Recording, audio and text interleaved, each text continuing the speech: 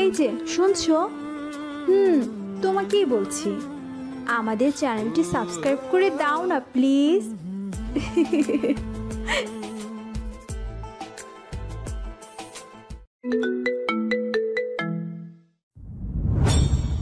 আমার আম্মু সবসময় আমার নানার কাছে থাকতো। গরিব নানা ভাই, তবুও যত্নে রাখতেন তার মেয়েকে। আমাদের যে জন্মদাতা, আমার মায়ের স্বামী, তিনি সপ্তাহে কয়েকদিন এসে থেকে যেতেন, টাকাও পাঠাতেন। আমার জীবনটা তখনও ঠিক ছিল, আম্মা অতটুকুতে খুশি ছিল। কিন্তু সমস্যা হয় যখন আমার বয়স 7 কিংবা 8। আমার বোনও তখন মায়ের গর্ভে। এই ভদ্রলোকের আসা যাওয়া কমে যায়। তবে এর আগে থেকে কম আসতেন, কিন্তু বোন গর্ভে আসার পর 2-3 মাস আগে একবার আসতেন। কখনো টাকা পাঠাতেন, কখনো পাঠাতেন না। মায়ের যখন 9 মাসের মাঝামাঝি আমরা যেখানে থাকতাম সেখান থেকে তাড়িয়ে দেওয়া হয় বাসা ভাড়া দিতে না পারার কারণে। আব্বুর একটা নাম্বার ছিল আম্মুর কাছে, অনেক পুরনো বোঝাই যায়। কখন আমার মা সেই নাম্বারে কল দেয়নি বোধ হয়, যদি আব্বু রাগ করে। কারণ লোকটাকে তো আমার মা বড্ড ভালোবেসেছিল। সেদিন যখন আমরা পথে পথে ঘুরে বেড়াচ্ছি, একটু বাঁচার আশায় মা তার স্বামীকে কল দিল। তখন অপর পাশ থেকে মেয়েলি কণ্ঠ ভেসে এলো। মাকে যা না তা বলে অপমান করলো। আমার মা গরিবের মেয়ে হলেও আত্মসম্মান বোধ তার আকাশ ছোঁয়া। ওসব কথা সহ্য করতে না পেরে মা জ্ঞান হারালো। তাকে আমি আর নানা মেলে নিয়ে গেলাম কাছের এক সরকারি হসপিটালে। আমার বোন পৃথিবীতে আসার সময় হয়ে গিয়েছে, অনেক টাকার দরকার। চোখে মুখে যখন আধার দেখছি আমি, 8 বছর আমি কি বুঝতাম বলো, কী বা করতে পারতাম। নানা আমাকে আমার আব্বুর ঠিকানা দিল, বলল যেভাবে হোক আব্বুকে আনতে হবে। ছোট জীবনের বড় দায়িত্ব কাঁধে নিয়ে আমি ছুটে এলাম গাজীপুর থেকে ঢাকায়। কতবার রাস্তায় পিছলে পড়ে মা মা বলে আর্তনাদ করেছে, কেউ ছিল না আমার হাতটা টেনে তুলে ধরার জন্য। তখনই বুঝে গিয়েছিলাম আমার পুরো পৃথিবী শূন্য, আমার পথ সহজ না। এই ঢাকা শহরে পা রাখতে মাথা ঘুরে গেল। সারাদিন পর রাতের দিকে খুঁজে পেলাম বাবার বাড়ি, কিন্তু তার বাড়িতে এসে আমি অবাক, বিস্মিত। চারদিকে আলোকসজ্জা, বাবার কোলে যমজ দুটো ছেলে, যাদের 1 বছর জন্মদিন পালন করা হচ্ছে, সাথে তার রানীর মতন বউ। বুঝলাম আমার মায়ের বিধ্বস্ততার কারণ কি। আমারও সেই মুহূর্তে লোকটার কাছে যেতে ইচ্ছে করেনি, কেবল ঘৃণা জন্মেছিল। সে রাতের রাস্তায় না খেয়ে অপরিচিত ইট পাথরের শহরে ঘুরে বেরিয়েছে। গাড়ি ভাড়ার টাকা নেই, ফিরবে কিভাবে? অবশেষে ভিক্ষা করেছে। বুঝলে আমার হাতের বাস্তবতা নির্মমতা কেমন ছিল। পরের দিন যখন হসপিটালে এসে পৌঁছলাম, দেখি বড্ড দেরি হয়ে গেছে ফিরতে ফিরতে। মা আমার জন্য অপেক্ষা করেননি। আমার কোলে সদ্য জন্মানো নবজাতক চিৎকার করে কাঁদছে, অথচ আমি কাঁদতে পারিনি। মা হারানোর পরও মা যে দায়িত্ব দিয়ে গিয়েছিল হাতে, চোখে দিয়ে গিয়েছিল বড় হওয়ার স্বপ্ন। মা কত স্বার্থপর বলো। যে লোকটা মাকে আদৌ ভালোবাসেনি, তার জন্য মাকে অভিমান করে বিদায় নিল। আর আমি যে মাকে এত ভালোবাসলাম তা বুঝে কিছুই না। ভালোবাসে মানুষকে সত্যি অসহায় করে দেয়। 8 বছর একটা শিশুর কোলে আরেকটা শিশুর দায়িত্ব। মাথার উপর ছাতা নেই, কেবল ছিল রোদের উত্তপ্ততা। মেয়ে হারানোর শোকে আমার নানা যেন ভেঙে এসেছিল। কিন্তু আমাদের মুখের দিকে তাকিয়ে জীর্ণ শীর্ণ দেহখান নিয়ে আমার পথ চলা শুরু করলো। প্রিয় শহর ছাড়লাম আব্বা ডাকার স্বাদ। মায়ের কবর দেওয়ার জন্য নিয়ে চলে এলাম এখানে। চলতে চলতে কুটি কুটি পায়ে চলে গেলাম অনেকটা দূর। নিজের পড়াশোনা, বোনের দায়িত্ব, নানা ভাইয়ের বৃদ্ধ দেহের বোঝা সব আমার পিঠে। কিন্তু বড় হতে হলে তো পড়াশোনা লাগবে, তাই ছাড়লাম না সেটা। নিচু ইটের ভাটায় কাজ করতাম, যা টাকা পেতাম তা দিয়ে সংসার চলত। কিন্তু আমার বোনের শখ যে পূরণ করার ক্ষমতা ছিল না। 9ম শ্রেণীতে পড়াকালীন এই অসহায় জীবন থেকে মুক্তি পেলেন নানা ভাই। এই পৃথিবীর বুকে আমাকে আর আমার বোনকে একা রেখে দিয়ে গেলেন। এতদিন যে সাহসটা ছিল তা নিভে গেল। এই দিন দুটো ছেলে মেয়ে পুরো পৃথিবীতে একা। বাবা বলতে মানুষের অস্তিত্ব তখন আর আমার জীবনে নেই। সংসার চালাতে নানা ভাইয়ের রিক্সার প্যাডেল ঘোরালাম, ঠেলাগাড়ি টানলাম, খুলি হয়ে খেলাম কতটা লাঠি ছাটা। সে গল্প পৃথিবীর বুকে লুকানো আমার কোনো এতিমের কাব্যগ্রন্থ। নিজের পড়াশোনা আর বোনের পড়াশোনা চালিয়ে গেলাম। তখন আমি অনার্স 1ম বর্ষের ছাত্র। কঠোর পরিশ্রমের পর ভর্তি হলাম পাবলিক ভার্সিটিতে। রোজ এখান থেকে শহরে যেতাম, আবার আসতাম এখানে। বোনও তখন 6ষ্ঠ শ্রেণীর ছাত্রী। এখানেরই একটা স্কুলে তাকে পড়াতাম। একদিন বায়না করলো নূপুর কিনে দেওয়ার। কি তার বায়না? স্কুলে সকলের নূপুর আছে, কেবল তারই নেই। বোনকে বোঝাতে পারিনি যে শোক যে সকলের ভাগ্যে থাকে না। তবু আমি কথা দিলাম নূপুর কিনে দেব। ঢাকা যখন যেতাম ভার্সিটির শেষে একটা বড় শপিং মলে সেলসম্যানের কাজ করতাম। এমন একদিন একটা ঘটনা, 2 দিন পর ঈদ, শপিং মলের তুমুল ভিড়, বাড়ি ফিরতে পারছি না। অবশেষে বোনাসের টাকা পেয়ে বোনের জন্য একটা নূপুর কিনলাম। একজনের নূপুর কেনার সামর্থ্য যে আমার ছিল না। নূপুর কিনে বাড়ি ফিরে এলাম। রাত তখন 11টা। ঘরে ফিরে দেখি বোন আমার ঘরে নেই। দ্রুত প্রতিবেশীদের কাছে গেলাম, কিন্তু কেউ দিতে পারল না আমার বোনের খোঁজ। পুরো এলাকাতে পাগলের মতো ছুটে বেড়ালাম। বুকে তখন হারানোর ভয় উৎপাত চালাচ্ছে। টানা 2 দিন খোঁজাখুঁজির পর বোনের লাশ পেলাম স্কুলের সাথে টোপায়। আমার পুরো পৃথিবী একলা করে কেমন করে আমাকে ছেড়ে চলে গেল অভিমানিনী। দেখলে ওরা কত স্বার্থপর, তুমি দেখলে রঙ্গনা? আমি ওরা কেমন শূন্য করে দিয়ে চলে গেল। আমার কতটা নিঃস্ব করে দিয়েছে এই পৃথিবী। আমি কারে দেখাই সে নিঃস্বতা? রঙ্গনা, তুমি দেখলে তো আমার অপ্রাপ্তির খাতায় কেমন বিরাট একটা শূন্যতা। আমার বোনটা নূপুর পড়ার সুযোগ পেল না। আমার ফুলটাকে বাঁচতে দিল না এই সভ্য সমাজ। এই সমাজ আমার সব কেড়েছে। অসহায়দের জন্য এই সমাজ না রঙ্গনা, এতিমদের জন্য এই সমাজ না। মানুষের এত নিষ্ঠুর, আমাকে বাঁচতে দিল না সুখের সাথে। কি ব্যথা যে রঙ্গনা। কবরস্থানের নিস্তব্ধতা ভেদ করেও বাহার ভাইয়ের কেমন একটা হাহাকার। চিত্রা বসে পড়ল থম মেরে। বাহার ভাইয়ের বর্তমান অবস্থাকে কোনো মৃত লাশের হাহাকার বলা যায়। এই আর্তনাদ থামানোর ভাষা চিত্রার জানা নেই। সে কেবল অশ্রু বিসর্জন দিতেই জানে। বাহার ভাই অনেকক্ষণ চুপ রইল। লোকটা কি কাঁদলো? খেয়ে জানে। নীরবতা ঠেলে গম্ভীর পুরুষালী কণ্ঠে বাহার ভাই বলল, কাঁদছো রঙ্গনা? কেঁদো না। আমার জন্য কেউ কাঁদুক তা আমি চাই না। জীবনের এতগুলো বছর তো কাটালাম কারো দয়া মায়াবিহীন। কেউ আমার জন্য মায়া দেখালে আমার হাসি আসে। বোনের দেহটা মায়ের সাথে শুয়ে দিয়ে কথা দিয়েছিলাম, এই সভ্য সমাজে চরম অসভ্য হব আমি। বোনের মৃত্যুর রহস্য ভেদ করে জানলাম শহর থেকে এক নেতা এসেছিল ওদের গ্রামের স্কুলে, আর তারই দৃষ্টি লালসার শিকার হয়ে আমার বোন। সেই তুমুল ট্রাক আর প্রতিহিংসা নিয়ে আমি পা রেখেছিলাম শহরে। আর কেন তোমাদের বাড়ি গিয়েছিলাম বলো তো? চিত্রা জবাব দেয় না, কেবল ফ্যাল ফ্যাল করে তাকিয়ে থাকে ছন্ন ছাড়া বাহার ভাইয়ের দিকে। তাই বাহার ভাই নিজেই বলে, আমার জীবনের চরম সর্বনাশ যে করেছে তার মহল ঘৃণায় ভেঙে দিতে গিয়েছিলাম। আমার জন্মদাতার ভয়ঙ্কর বিশ্বাসঘাতকতার জবাব দিতে গিয়েছিলাম। চিত্রা অবাক হলো। বাহার ভাইয়ের জন্মদাতার সাথে চিত্রা নিজের বাড়ির কোনো সংযোগ পেল না। অবাক কণ্ঠে বলল, আমাদের বাড়িতে আপনার জন্মদাতা? বাহার তাচ্ছিল্য হাসল, হেয়ালি করে বলল, তুমি তো বোকা কেন গো? তবে তোমার এমন বোকামি আমার প্রিয়। আমার জন্মদাতা তোমাদের বাড়িতে কেন জিজ্ঞেস করলে? কারণ আমার জন্মদাতার বাড়ি ওটা। আফজাল সওদাগরি আমার জন্মদাতা। চিত্রা বিস্ফোরিত নয়নে তাকিয়ে রইল। অবাক কণ্ঠে বেশ উচ্চস্বরে বলল, কি? তোমার বড় চাচির যখন সন্তান হচ্ছিল না তখনই তোমার চাচা আমার আম্মুকে বিয়ে করেছে, কিন্তু সে সমাজের কাছে পরিচয় দেয়নি আমাদের। যখন তার সন্তান হলো সে ভুলে গেল আমাদের। তোমার চাচিও যখন জানতে পারলো স্বামীর কথা তখন লুকিয়ে গেল সবার কাছে, আর আমাদের থেকে কেড়ে নিয়েছে বাবাকে।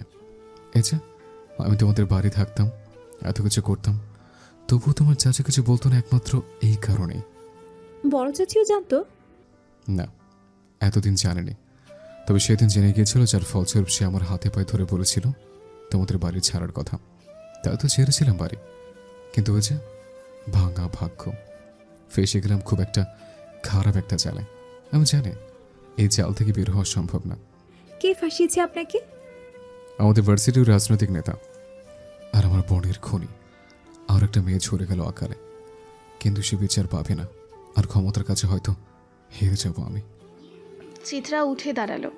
দ্রুত বাহারের কাছে গিয়ে বাহারের ডান হাত আঁকড়ে ধরে চোখের জল ছেড়ে দিয়ে বলল, চলুন না বাহার ভাই, আমরা চলে যাই এখান থেকে অন্য কোনো শহরে, অপরিচিত কোনো স্থানে আমরা দুজন থাকবো। চলুন না। বাহার ভাইও গা ঝেড়ে উঠে দাঁড়ালো। চিত্রার মাথায় হাত বুলিয়েই বলল, তাহলে চলো দূরে কোথাও ঘর করি আমরা, আমাদের পূর্ণতার গল্প হোক। দুজন এতিম ছেলেমেয়ের ভাগ্য সত্যি যদি ভালো হতো। বাহার আর চিত্রার মিষ্টি স্বপ্নের মাঝে জল ঢেলে কবরস্থানের চারপাশ থেকে বেরিয়ে এলো পুলিশ ফোর্স। দুজনকে ঘিরে ফেললো তারা। চিত্রা আর বাহার কেবল অবাক চোখে তাকিয়ে রইল। তাদের চোখে মুখে টর্চের আলো পড়তেই চোখ মুখ কুঁচকে ফেললো তারা। অনেক কষ্টে চোখ মেলে তাকাতেই নুরুল সওদাগরের গম্ভীর মুখটা ভেসে এলো চোখের সামনে। বাহারের হাতে ততক্ষণে হ্যান্ডকাফ পরানো হয়ে গেছে। চিত্রা কেবল দেখে গেল চুরমার করা স্বপ্ন ভাঙন। চিত্রা নিজের বাবার পা চেপে ধরল, আকুতি মিনতি করতে করতে বলল, আব্বু ছেড়ে দেন বাহার ভাইকে, ছেড়ে দেন আব্বু। আপনি তো জানেন বাহার ভাই এমন করতে পারেন না, প্লিজ ছেড়ে দেন আব্বু। আমরা অনেক দূরে চলে যাব, একটা বার দয়া করুন। আমরা আর এখানে ফিরে আসবো না আব্বু, ছেড়ে দেন, আমি বাঁচবো না ওনাকে ছাড়া। নুরুল সওদাগর তার দায়িত্ব পালন করলেন। মেয়ের কথা অনেক শুনতে চেয়েও দায়িত্বের সাথে আপোষ করতে পারলেন না তিনি। তার চোখে ভেসে উঠল অনেক বছর আগের সেই দিনটি, যেদিন অবনীও এমন হাহাকার করছিল, কিন্তু নুরুল সওদাগর পারেননি কিছু করতে। সে মানুষ হিসেবে যেমন হোক, দায়িত্ব কখনো হেরফের করেনি, তাই তো সেদিন অমন নিষ্ঠুরতম কাজটা করতে পেরেছিল। আর আজ সেই ঘটনার পুনরাবৃত্তি ঘটল আবারও। বাহারের ঠোঁটে তখনও হাসির রেখা, কণ্ঠে বিষাদ আর আফসোসের সহিত সেই উচ্চারণ করল, আমাদের আর সংসার করা হলো না রঙ্কনা। সময় কখনো থেমে থাকে না। এই যে প্রেমের ঋতু বসন্ত, সে কি প্রেমিক হারানোর যন্ত্রণায় কবু নিশ্চুপ থাকে? থাকে না তো, কারণ প্রকৃতি তার নিজের নিয়মে চলে, আর খুব সহজে সে বিচ্ছেদের যন্ত্রণা ভুলে বাঁচতে শিখে যায়। সময়টা রিক্ত শীতের মাস নভেম্বরের মাঝামাঝি। শহরের কঠিন শরীর চাদরে ঢাকা শীতকাল। বাহার ভাইয়ের জেল জীবনের অতিক্রান্ত 27 দিন। বদলে গেছে সব কিছু। চিত্রারা ফিরে এসেছে নিজের বসত ভিটাতে।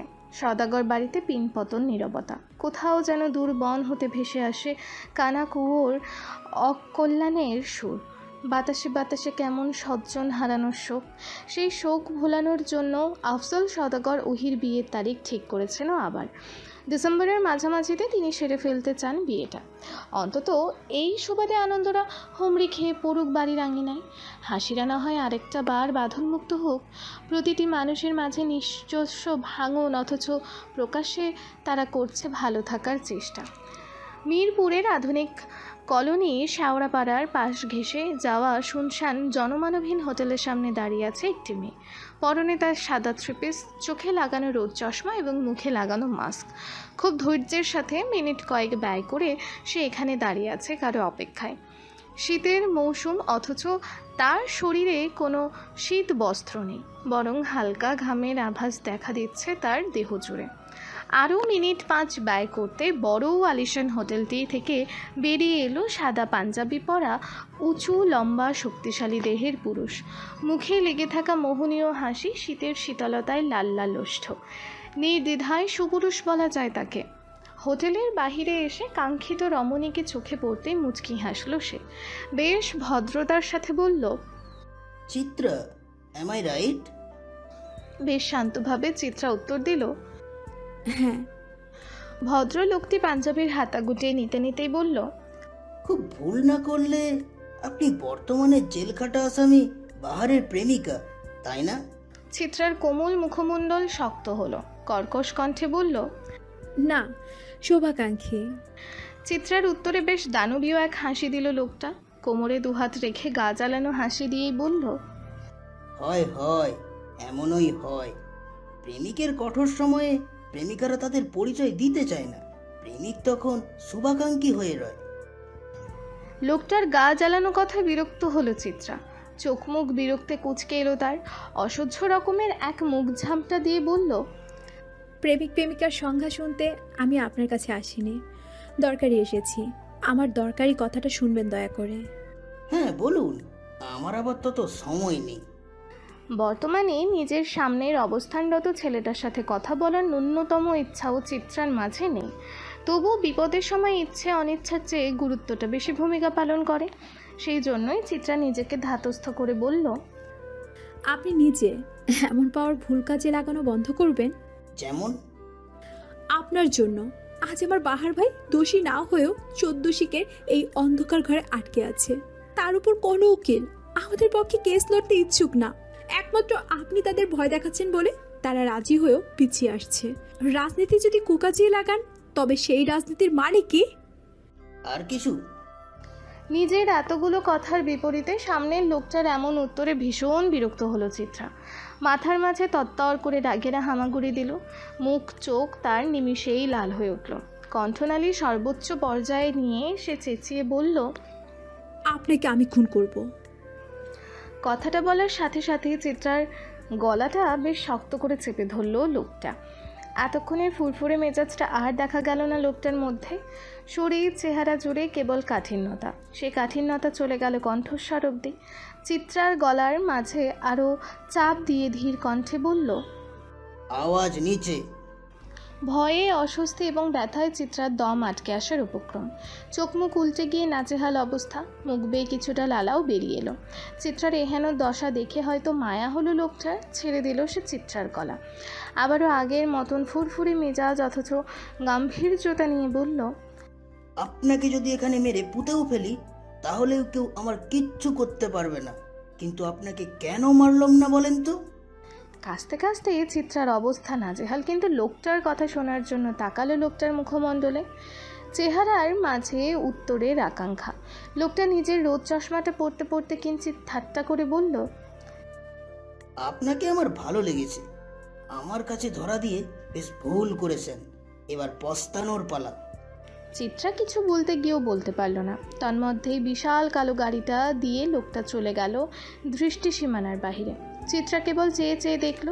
এখানে আসাটা যে তার চরম ভুল হয়েছে তা সে মিনিটের মাঝে উপলব্ধি করতে পারল, কিন্তু হয়তো উপলব্ধি করতে বড্ড দেরি করে ফেলেছে। সারাদিন উকিলদের দরজায় দরজায় ঘুরে হতাশ চিত্রা বিরস মুখে বাড়ি ফিরল। ড্রয়িং রুমে তখন সওদাগর বাড়ির সকলেই প্রায় উপস্থিত। ক্লান্তিতে ভেঙে পড়া চিত্রাকে দেখেই মুনিয়া বেগম নিজের হাতে চায়ের ট্রেটা টেবিলে রেখে ছুটে এলেন। মেয়ের বাহু জড়িয়ে ধরে উৎকণ্ঠিত হয়ে জিজ্ঞেস করলেন, কোথায় ছিলিস আজ? শরীরটার কি অবস্থা করেছিস দেখেছিস? চিত্রা নিষ্প্রাণ দৃষ্টিতে মায়ের দিকে তাকালো। হতাশ স্বরে বলল, ভালো উকিলের খোঁজ করতে গিয়েছিলাম আম্মু। বাহার ভাইয়ের যে ওখানে থাকতে কষ্ট হচ্ছে। মুনিয়া বেগম করুণ দৃষ্টিতে তাকালেন মেয়ের পানে। সান্ত্বনা দিয়েই বললেন, এভাবে ভেঙে পড়লে তো হবে না। তোমার বাহার ভাইকে আমরা ফিরিয়ে আনবই। আমিও আমার কলিগদের সাথে কথা বলেছি ভালো উকিলের খোঁজ পাওয়ার জন্য। তুমি চিন্তা করো না, সব ভালো হবে। সত্যি যদি সবটা ভালো হতো। কথাটা বলার পর পর বেরিয়ে এলো বিষণ্ণ দীর্ঘশ্বাস। আফজল সওদাগর তখন সোফায় বসে কোনো গভীর ভাবনায় মগ্ন হয়ে ঝিমোচ্ছিলেন। চিত্রার কথা তার কর্ণগোচর হতেই চোখ মেলে তাকালেন। ক্ষীণ স্বরেই বললেন, আমিও করেছিলাম উকিলের খোঁজ, কিন্তু কেউ রাজি হচ্ছে না। আফজল সওদাগরের কথায় থামতেই রান্নাঘর থেকে বেরিয়ে এলেন রোজা সওদাগর। খ্যাক খ্যাক করে বললেন, কেন কেন আপনাকে কেন ওই ছেলের জন্য উকিল খুঁজতে হবে? রাস্তার ছেলের জন্য এত কিসের দরদ আপনার? কেমন বেজন্মার ছেলে সে, এমন ভয়ানক পাপটা করছে? কথা থামতে সশব্দে কাচের টেবিলটা ভেঙে যাওয়ার শব্দ হলো। সাথে সকলের দৃষ্টিগোচর হলো চিত্রার রক্তাক্ত হাত। মুখে ভয়ঙ্কর ক্রোধানল। ভাঙা কাচের একটা টুকরো তুলে ধরে নিজের বড় চাচির দিকে তাক করে শাসানির স্বরে বলল, বাহার ভাইয়ের নামে আর একটা খারাপ কথা যদি আপনার মুখ দিয়ে বের হয় তবে জিহ্বা আর থাকবে না কথা বলার জন্য। উপস্থিত সকলে আহাম্মক হয়ে তাকিয়ে রইল চিত্রার পানে। তাদের পরিচিত চঞ্চল আবেগী সেই ছোট্ট চিত্রাকে খুঁজে বেড়ালো এই মানবীর মাঝে, কিন্তু সবাইকে হতাশ করে দিয়ে সেই বাচ্চা চিত্রা রণচণ্ডীর রূপ ধারণ করেছে। মুনিয়া বেগম তাজ্জব বনে কেবল উচ্চারণ করল, চিত্রা। চিত্রা চোখে মুখে তখনও হিংস্রতা। হাতের কাজটা ছুঁড়ে মারল দূরে। ওহি, চাঁদনি, অবনী বেগম, তুহিন সহ সবাই এই ভয়ঙ্কর চিত্রার দিকে ফ্যাল করে তাকিয়ে রইল। কাঁচ ভাঙার শব্দে নুরুল সওদাগরও নিজের ঘর থেকে বেরিয়ে এলেন। রোজা সওদাগর মুখে কাপড় চেপে কান্না আটকানোর অদম্য চেষ্টা করলেন। অভিযোগের স্বরে নিজের স্বামীর পানে তাকিয়ে বললেন, আপনি চুপ থাকবেন আজও? নিজের সন্তানের বয়সী মেয়ের থেকে এমন আচরণ পাবো বলেই কি আমার এত ত্যাগ তিতিক্ষার পরে সাজিয়েছিলাম এই সংসার? এটাই কি আমার প্রাপ্য? আফজল সওদাগর কিং কর্তব্য বিমূঢ়, তবে চিত্রা এমন আচরণ মানতে পারেনি সেও। গম্ভীর কণ্ঠে যখন সে চিত্রার উদ্দেশ্যে বলল, তোমার অন্যায় হয়েছে চিত্রা। তৎক্ষণাৎ চিত্রা তাচ্ছিল্য কণ্ঠে উত্তর ভেসে এলো। আপনার চেয়ে আমার অন্যায়টা বোধ হয় কমই বড় চাচা। আবারও অযাচিত নীরবতা গ্রাস করলো সদাগর বাড়িতে। প্রতিটি প্রাণী হতবিহ্বল। মেয়েটা কি পাগল হলো? সবার নীরবতা ছাপিয়ে শোনা গেল চিত্রার কণ্ঠ।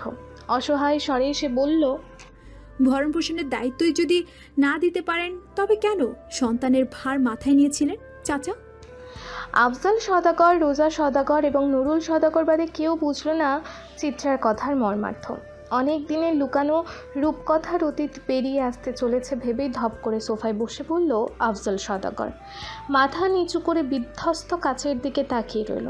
মনে হলো যেন হিমালয় ভেঙে পড়েছে। বড় চাচা মানুষটি তো হিমালয়ের চেয়ে কম ছিল না সদাগর বাড়ির সদস্যদের কাছে। তবে হিমালয়েরও জঘন্য অতীত থাকতে পারে তা যেন সবার ভাবনার বাহিরে ছিল। নুরুল সদাগর আজ কিছু বললেন না। বাহারকে জেলে নেওয়ার পর থেকেই লোকটা চুপচাপ থাকেন, কোনো রকমের কটূক্তি করেন না। এ যেন অগাধ পরিবর্তন। চাঁদনি আপা চিত্রার কাছে এলেন, স্থির নয়ন জোড়া অথচ চঞ্চল মন। কোনো একটা অনাকাঙ্ক্ষিত ভয় দুরু দুরু কাঁপছে বুক। তবুও সাহস সঞ্চয় করে জিজ্ঞেস করল, চিতাবাঘ, কি বলছিস? পাগল হলি নাকি? চিত্রা হাসল, তাচ্ছিল্য করে বলল, না গো আপা, তোমাদের কাছ থেকে লুকানো এতদিনের অস্বচ্ছ অতীতটা পরিষ্কার করছি। আমার বাহার ভাইয়ের তো কোনো দোষ নেই, তবে তার জন্য কেন এমন কথা উঠবে সেই কৈফিয়ত আমার চাই। রোজা সদাগর ভীত হলেন। ছোট্ট ছোট্ট চক্ষুদয় ভর করলেন ভয়। ভীতু গলায় বললেন, চিত্রা, তোর মাথা গরম, এখন ভুলবার বলিস না। কথাটা শুনতে স্বাভাবিক মনে হলেও কোথাও যেন চরম নিষেধাজ্ঞার আভাস, হয়তো সতর্ক বার্তা। চিত্রা মানল না সেই সতর্কতা, কেবল তাচ্ছিল্য করে বলল, চাঁদনি আপা, একটু আগে তোমার আম্মু বলল না বাহার ভাই বেজন্মা? সেই বেজন্মা মানুষটা কার সন্তান জানো? তোমার বাবার। ড্রয়িং রুমে ছোটোখাটো বোমা ফাটল মনে হয়। আফজাল সদাগর মুখ ঢেকে ফেললেন দুই হাতে। চাঁদনি ধুমকে বলল, চিত্রা। কিন্তু চিত্রা থামল না। একটু স্বার্থপর হলো সে। অনবরত বলে গেল বাহার ভাইয়ের জীবন বৃত্তান্ত। সবাই টান টান উত্তেজনা এবং অবাক ভাব নিয়ে শুনল সে বৃত্তান্ত। কারো পা কাঁপছে, কারো বা চিত্ত। এত দিনের পুষে রাখা ঐতিহ্য ভেঙে গেলে তো ব্যথা হবেই। চিত্রা এক মনে বলল সবটা, কোনো বিরতি নেই, কোনো ক্লান্তি নেই। বাহার ভাইয়ের শরীর থেকে সব ধরনের কলঙ্ক যেন সে মুছে দিবে। পৃথিবীর বুকে বাহার ভাই কেবল উজ্জ্বল নক্ষত্র হয়ে থাকবে। বাহার ভাইদের কোনো কলঙ্ক নেই। অনবরত দীর্ঘ এক বক্তব্যের পর থামল চিত্রা। তার পরিবারের লোক যেন সেই ধাক্কা সামলাতে না পেরে পাথর হয়ে গেছে।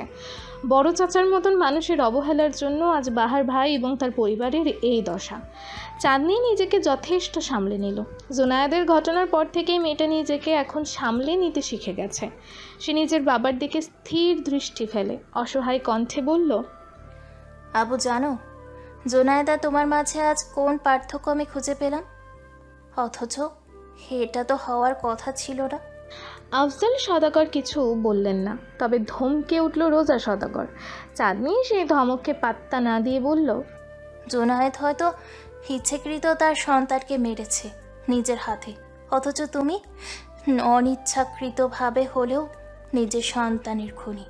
তোমাকে যে মানুষটা ভালোবাসে, বুকে যত্নে আগলে রেখেও তোমার চরিত্রে তকমা না লাগিয়ে পৃথিবী থেকে বিদায় নিয়েছে, তুমি সে মানুষটারও খুনি। তুমি কিভাবে এত পাষাণ হলে আব্বু? আবার আব্বুর না নরম মাটির দেহ ছিল, মন তবে কেন এত পাথর হলো? রোজা সদাগর মানুষ হিসেবে যেমনই হোক, কিন্তু স্ত্রী হিসেবে পরিপূর্ণ। তাই তো স্বামীকে এমন প্রশ্নবিদ্ধ হতে দেখেও সে চুপ থাকতে পারল না।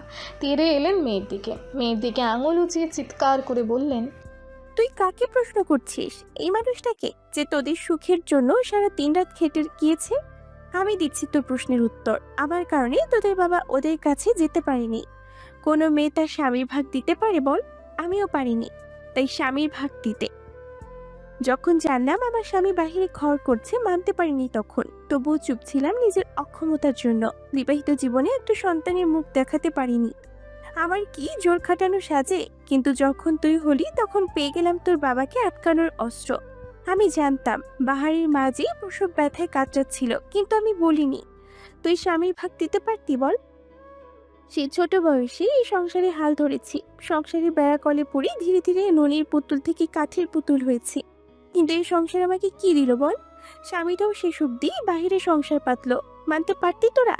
তোর দাদির অত্যাচার সহ্য করতাম সন্তান নেই বলে, পাড়াপড়শি কটু কথা, কিন্তু দিন শেষে যদি তোর বাবা অন্তত আমার সাথে থাকতেন তাহলে আমার আফসোস ফুরাতো। এই যে যখন জানলাম চিত্রার জন্য তোর সন্তানটা বেঁচে নি, তখনও আমি আমার অতীতের সেই ভয় থেকে এমন করেছি। আমি তো জানতাম আমার হাসি খুশি সংসার ভেতরে খবর। ভয় হচ্ছিল এই ভেবেই যে আমার মতন না তোরও আবার এমন ভাবে পড়তে হয়। আমি তো দিন শেষে মানুষ, কষ্ট আমারও তো হয়, কিন্তু ওই যে কথায় আছে না, প্রকৃতি ছাড় দেয় কিন্তু ছেড়ে দেয় না। সেদিন ওদের অসহায় অবস্থার কথা জেনে চুপ ছিলাম, আজ আমারও একই জায়গায় দাঁড়ানো। হায় রে জীবন। কেউ আর কোনো কথা বলল না। একই অবস্থানে কেটে গেল অনেকটা সময়। বারবার ধাক্কায় সদাগর বাড়ির ভিত্তিটা বেশ নড়বড়ে হলো। আনন্দের বেলা ফুরালো, প্রাণগুলো আজ আধা মরা। গভীর রাত, কুয়াশাময় আকাশ শরীরের শীতের কাপড়টা ভেদ করেও যেন শীতলতা ছুঁয়ে দিচ্ছে, যেমন করে দুঃখ ছুঁয়ে দেয় আমাদের। ওহির হাতে ধোয়া ওঠা কফির মগ, একটু খিদেও পেয়েছে তার। রাতের খাবার আজ কেউ খায়নি, এমন কথা শোনার পরও খাওয়ার ইচ্ছে ঠিকই থাকে না। যে যার মতন মাথা দিয়েছে নরম বিছানায়। কেউ বা এমন ওহির মতন আকাশে লিখছে নির্ঘুম এক রাতের গল্প। ধোয়া ওঠা গরম কফির মগে চুমুক দিতেই ফোনের ভাইব্রেশনে ধ্যান ভাঙে ওহির। ফোনের স্ক্রিনে জল করে ওঠে নওশাদ নামটা। কয়েক সেকেন্ড সেই নামটার দিকে তাকিয়ে থেকে কলটা রিসিভ করে ওহি। সাথে সাথে ওপাশ থেকে নওশাদের কণ্ঠও ভেসে আসে। আমি জানতাম আপনি ঘুমাননি। ওহি আকাশের দিকে তাকিয়ে কফির কাপে দ্বিতীয় চুমুকটা দিয়ে বলে, কিভাবে আপনার মন খারাপ তাই? জানলেন কিভাবে? ওহির প্রশ্নের উত্তরটা ঠিক সাথে সাথে দিল না নওশাদ, বরং বেশ খানিকটা সময় নিয়েই বলল, বিয়ের তারিখটা কি পিছিয়ে দেব? নওশাদের প্রশ্নে কেমন অসহায়ত্বের সুর। খারাপ লাগলো ওহিরও। লোকটা নিরেট ভদ্রলোক, আগাগোড়াই ভালো মানুষ। এক্ষেত্রে ওহি তার ভাগ্যের উপর কৃতজ্ঞতা স্বীকার করে। এতটা ভালো মানুষ তার জীবনে আসবে সে ভাবেই। ওহিকে চুপ থাকতে দেখে নওশাদ নিজেই বলল, বার ভাই ফিরে আসুক, আমরা না হয় তখন ধুমধাম করে বিয়ের সেলিব্রেশন করব। ওহি উত্তর দিল না। পরিবেশ পরিস্থিতির এই অবস্থায় বিয়ের অনুষ্ঠানটা বেমানান, অথচ বারবার এমন বিয়ে পিছিয়ে নিলে দেখতেও দৃষ্টিকটু লাগবে। নওশাদের পরিবারও বা কীভাবে নিবে বিষয়টা ভেবেই ওহির বুক চিরে বেরিয়ে এলো দীর্ঘশ্বাস। ওহির ভাবনা হয়তো বুঝল নওশাদ। দীর্ঘশ্বাসের আড়ালে কথাগুলো হয়তো পৌঁছে গেল নওশাদ অবধি। তাই তো সে তৎক্ষণাৎ বলল, আশেপাশে চিন্তা করার প্রয়োজন নেই আপনার। আপনি কেবল আপনার মনের কথা শুনুন, বাকিটা আমি সামলে নেব। একদিন বৃষ্টিস্নাত রাতে একজন মানুষ বলেছিল ভালোবাসা নাকি মানসিক শান্তি। আমি তা আজ বুঝি। এই যে আপনার সাথে 2-3টে কথা হয়, সেটাই আমার মানসিক শান্তি। আমি এভাবে কাটিয়ে দিতে পারবো। আমার মানসিক শান্তিরও কিছু শান্তির প্রয়োজন, তাই না? আপনি বরং সময় নিন। নওশাদের এমন স্নিগ্ধ কথায় মুগ্ধ হলো ওহি। একটা মানুষের পরিপূর্ণতা কী? যখন একজন মানুষ আরেকজন মানুষের তৃপ্তিতে খুশি হয়, তখনই একজন মানুষের পরিপূর্ণতা সেটা। আর নওশাদ নামের ছেলেটা পরিপূর্ণ। এই ছেলেটাকে ভালো লাগা থেকে এখনও ভালোবাসাতে আনতে পারেনি দেখে খারাপ লাগে ওহির। তবে ভালোবাসা কি আর হাতের মোয়া, যখন তখন যাকে তাকে দেওয়া যাবে? ওহি ক্ষীণ স্বরে উত্তর দিল, আমি ভেবে জানাবো, রাখছি। নওশাদ আর কোনো বাক্য ব্যয় না করে ফোনটা রেখে দিল। এই মানুষটার মতো বোধহয় ওহিকে আর কেউ বুঝতে পারবে না এই জীবনে। এমন মানুষও পাওয়া ভাগ্যের ব্যাপার। কফির কাপটা ঠান্ডা হয়ে গিয়েছে ততক্ষণে। ওহি রুম ছেড়ে বের হলো। কফির কাপটা রান্নাঘরে রাখতে গিয়ে দেখে বাড়ির কাজের মেয়ে দোয়েলের শোবার দরজা খোলা। কৌতূহলবশত ওহি উঁকি মেরে দেখে মেয়েটা ঘরে নেই। কপাল কুঁচকে আসে তার। অতঃপর নজর যায় তাদের ড্রয়িং রুমের পাশে লাগোয়া ছাদের সিঁড়ির দিকে। ছাদের দরজাও খোলা। ছাদের দরজার দিকে তাকাতেই ওহির বুকটা কেমন শূন্য শূন্য লাগে। বাহার ভাই বাড়ি ছাড়ার পর এতগুলো দিন ছাদে উঠে দেওয়া হয়নি তার। মনের শূন্যতা মানা যায়, কিন্তু স্মৃতির শূন্যতা মানা যায় না। ছাদে যখন গিয়ে দেখবে আগের মতন চিলে কোঠার ঘরে হলুদ বাতিটা জ্বালানো নেই, কিংবা গিটারের টুংটাং শব্দ আসছে না, তখন স্মৃতির দেয়ালে যে শূন্যতা তৈরি হবে তা ওহিকে জ্বালিয়ে দেবে। কিন্তু আজ এতদিন পর গুটি গুটি পায়ে ছাদের দিকে এগিয়ে গেল ওহি। কিছুটা শূন্যতা কোরানো যাক না হয়। ছাদের বাপাশের দিকে লাইট জ্বলছে, যা রীতিমতো পুরো ছাদটাকে আলোকিত করার কাজ সম্পাদন করছে। ছাদের ঘসঘসে উঁচু নিচু মেঝেতে পা গুটিয়ে বসে আছে চিত্রা। তার সামনেই দোয়েল বসা। চিত্রার দিকে এক গ্লাস দুধ এগিয়ে দিয়ে কোমল স্বরে বলল, ছোট আপা খায়া লন না দুধটা। চিত্রা নিষ্প্রাণ দৃষ্টিতে তাকালো দোয়েলের বাণে, বিষণ্ণ স্বরে বলল, তোকে আমার জন্য দুধ আনতে কে বলেছে? কেন বাহার ভাইজান? দোয়েলের উত্তরে চমকানোর সাথে সাথে অবাক হলো চিত্রা। বিস্মিত কণ্ঠে বলল, বাহার ভাই? বাহার ভাই তোকে কিভাবে বললো? মজা করছিস আমার সাথে? বিরক্ত করিস না তো। মজা করুম কেন, আমি সত্যি কইছি আপা। বাহার ভাইজান বসে আপনার প্রতি রাতে এক গ্লাস কইরা বাদাম দুধ দিতে। চিত্রার কুচকানো কপাল আরও কুচকে গেল। অবাক ভাবটা তখনও তার চোখে মুখে স্পষ্ট। সে আবারও প্রশ্ন করল, বাহার ভাই তোকে কখন বলেছে এটা? আজই বলছে। আপনি তো 2 দিন ধরে জ্বরের লাইগা দেখা করতে পারেন নাই, তাই আজই বাজার কইরা নাম দিয়ে আমিই গেলাম। আপনার আব্বার থানাতেই তো আমি তারে রাখছে। আমি যখন গেছি তখন চাচা থানায় ছিল না। জানেন আপা, বাহার ভাইজানের লগে দেখা করার লাইগা ওই পুলিশ হাবিলদারে আমার 500 টাকা দেওয়া লাগছে। বাহার ভাইজান তো আমারে দেখাই আপনার কথা জিজ্ঞাসা করছে। আমি যখন কইলাম আপনি অসুস্থ, তখন আমারে হেই কইছিল আপনারা জানে প্রতিদিন রাইতে বাদাম দুধ খাইতে দিই। 16 বছরের কিশোরী দোয়েলের কথা শুনে অবাক হলো চিত্রা। এতটুকু একটা মেয়েও কিনা বাহার ভাইকে দেখতে 500 টাকা খরচ করেছে। চিত্রা ক্ষীণ হাসলো, কোমল কণ্ঠে বলল, তুই এতখানি টাকা খরচ করতে কেন গেলি? কই পেলি এত টাকা? চিত্রার কথায় চোখ বড় বড় করলো দোয়েল। তার যে পছন্দ হলো না কথাটা তা চোখে মুখে ফুটে উঠল। সে মুখ বাঁকিয়ে বলল, আল্লাহ যাবো না কেন, ভাইজান কত ভালো মানুষ, তারে দেখার লেগে আমি 500 কেন এর বেশিও দিতে রাজি। আমার ওষুধ কেনার লেগা যেই টাকা রাখছিলাম সেইটা থেকেই দিছি। আমি এই মাসে একটা ওষুধ না হয় কম খাইলো। জানেন আপা, ভাইজান প্রায় আমারে 2-3 হাজার কইরা টাকা দিত আমার ওষুধের লাইকা। আর খালি কইতো, দোয়েল দেখে রাখিস আমারে, মনে রাখিস তোর বড় সম্পদ ওই মানুষটা। তখন তো বুঝতাম না ভাইজান কেন এমন কইতো, কিন্তু আজ তো বুঝলাম মানুষটার মনে কি কষ্ট আছিল। ভাইজান আমারে কতগুলা বইন আয়না দিছিল আপা, কইছিল হ্যাঁ আমারে পড়তে, পড়ালেখা করলে নাকি আমার দুঃখ মুইসা যাইব। সেই মানুষটা আজ সেই হন্তকার ঘরে কেমন কইরা থাই আপা, তার তো অনেক কষ্ট হয় তাই না কন? ভাইজানরে আপনি ফিরাই আনবেন তো কন? শেষের কথাগুলো বলতে বলতে ষোড়শী কন্যা দোয়েল ঠোঁট ভেঙে কেঁদে দেয়।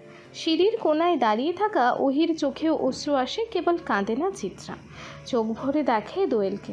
একটা ছন্নছাড়া মানুষ পুরো পৃথিবীর বুকে কেমন মায়া ঢেলে দিয়ে গেছে। মানুষটা নাকি ভালোবাসতে জানে না। মানুষটার মতন অমন করে কজনই বা ভালোবাসতে পারে? চিত্রা দোয়েলের মাথায় হাত বুলিয়ে সান্ত্বনার স্বরে বলল, কাঁদিস না দোয়েল, তোর ভাইজান ফিরে আসবে, আমি তো আছি, তাই না বল? তুই আমার উপর বিশ্বাস রাখিস না? দোয়েল টলমলে অশ্রু চোখে এবং মুখে তৃপ্তির হাসি নিয়েই বলে, আপনার উপর এখন আমার ভরসা আপা। চিত্রা কেবল মলিন হাসে। দূর হতে সিঁড়িতে দাঁড়িয়ে থাকা ওহিও ক্ষীণ স্বরে বলে, আমিও তোর উপর ভরসা করে আছি চিত্রা, ফিরিয়ে আনিস তাকে। অতঃপর ফোনের স্ক্রিনে অন করেই খুদে বার্তা পাঠালো নওশাদের ফোনে, বিয়ের তারিখ অনুযায়ী হবে বিয়ে। একটা রাতের আকাশে কতগুলো মানুষের হৃদয় উজাড় করা বিশ্বাস পাওয়ার আকাঙ্ক্ষা ভেসে বেড়াচ্ছে পূর্ণতা পাওয়ার অপেক্ষায়। আজ বেশ বেলা করে ঘুম ভাঙল চিত্রার। শীতের কুয়াশা মাখানো আকাশেও রৌদ্রের উত্তাপ, বোঝাই যাচ্ছে দুপুর ঘনিয়েছে। চিত্রা দ্রুত উঠল। সারা রাত মাটিতে শুয়ে থাকার ফলে পিঠ ব্যথা হয়ে গেছে। কয়েকদিন যাবৎ অতিরিক্ত ঠান্ডা লেগেছে। রাত হলেই শরীর কাঁপিয়ে জ্বর আসে, বুক ব্যথা করে। এমন দিনের পর দিন মেঝেতে ঘুমালে ঠান্ডা তো লাগবেই, তাও আবার শীতকালে। মুনিয়া বেগম এর এই জন্যই একদিন অনেক রাগারাগিও করেছেন। চিত্রার কেবল এতটুকু বলেছে, আমার বাহার ভাইয়েরও আজ এমন শীতল মেঝেতে ঠাঁই হয়েছে, সে পারলে আমি কেন পারবো না? মুনিয়া বেগম মেয়েকে আর কিছু বলতে পারল না। কথাগুলোর গভীরতা যে অনেক। শরীরে এমন গা কাঁপানো জ্বর নিয়েও ঠান্ডা পানিতে গোসল করল চিত্রা। শরীর বেশ শৌখিন একটা বস্তু। এটাকে আরাম দিলে ননির পুতুল হবে, আরাম না দিলে কাঠের পুতুল। এর সাথে সাথে এত কোমলতা দেখানোর কিচ্ছুই নেই। গোসল সেরেই ঝটপট তৈরি হয়ে নিল সে। আজ কোর্টে হিয়ারিং আছে। বাহার ভাইয়ের কেসটা দ্রুতই কোর্টে উঠেছে, কিন্তু উকিল না পাওয়ার কারণে ঘুরে ফিরে বারবার সময় দেওয়া হচ্ছে বাহার ভাইকে, কিন্তু প্রকৃতপক্ষে কোনো লাভ হচ্ছে না। প্রমাণ সব বাহার ভাইয়ের বিপক্ষে। কেসটাকে এমনভাবে সাজানো হয়েছে যে দোষী মনে হচ্ছে তাকে। মেয়েটিকে যে অস্ত্র দিয়ে মারা হয়েছে সেটাতেও বাহার ভাইয়ের আঙুলের ছাপ, অথচ বাহার ভাই ছুরিটা বের করার জন্য ধরেছিলেন। মেডিকেল রিপোর্টও বাহার ভাইয়ের বিপক্ষে। তুমুল টাকার কাজ যে এটা তা আর বুঝতে বাকি নেই কারো। আর এত দ্রুত কেসটা চলার পেছনেও যে বিরাট হাত আছে তাও সবাই জানে। এইসব ভেবেই হতাশার শ্বাস ফেলে নিচে নেমে এলো চিত্রা। রান্নাঘরে তখন দোয়েল আর বড় চাচি রান্না করছে। চাচির চোখ মুখ স্বাভাবিক। গতকাল যে এত কিছু হলো তার কোনো প্রভাবই তার চোখে মুখে নেই। গম্ভীর চোখ মুখ। চিত্রা বাহিরে যেতে উদ্যত হতেই দোয়েল রান্নাঘর থেকে ছুটে আসে। ব্যতিব্যস্ত কণ্ঠেই বলে, আপা খারান না। চিত্রা দাঁড়ালো। ব্যস্ততা মেশানো কণ্ঠে বলল, কি হয়েছে তাড়াতাড়ি বল, দেরি হচ্ছে। দোয়েল নিজের হাতের টিফিন বক্সটা চিত্রার হাতে দিতে দিতে বলল, ডিম সহ বড় বড় ইলিশ মাছের টুকরা, বেগুন আলু দিয়ে ঝোল করছে, আর সাদা গরম ভাত। ভাইজানের তো অনেক পছন্দ।